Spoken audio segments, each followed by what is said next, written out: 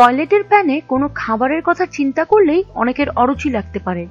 তবে ইন্দোনেশিয়ার বিশেষায়িত এক ক্যাফে চালু হয়েছে যেখানে টয়লেট হচ্ছে থিম। টয়লেটের প্যানে বিভিন্ন পানীয় ও খাবার পরিবেশন করা হচ্ছে, আর হাই কমোডের আসনে বসে সেখানে খাবার খাচ্ছে মানুষ।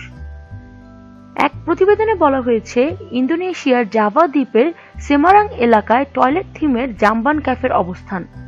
ক্যাফেটিতে দুই ধরনের খাবার পরিবেশন করতে দেখা যায়। একটি হলো ইন্দোনেশিয়ার ঐতিহ্যবাহী বাস্কো, অপরটি কয়েক ধরনের পানীয় মিশ্রণ। জাম্বান ক্যাফেতে আগতদের পরিবেশনার ব্যবস্থাটি ভিন্ন। টেবিলের স্থলে একটি লোহার আসবাবের উপরে রাখা দুইটি প্যান, যার একটিতে থাকে খাবার এবং অপরটিতে পানীয়। ওই দুই প্যান ঘিরে কয়েকটি হাই কমোড রাখা, যেগুলো আসন হিসেবে ব্যবহার করা হয়।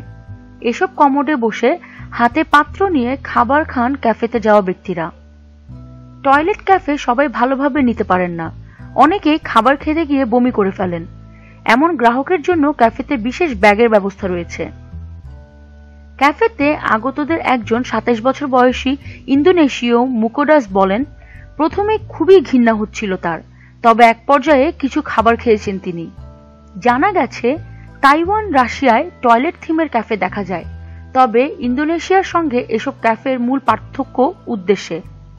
ইন্দোনেশিয়ার টয়লেট থিম ক্যাফের মূল উদ্দেশ্য এর ব্যবহার সম্পর্কে জনগণের মধ্যে সচেতনতা সৃষ্টি করা।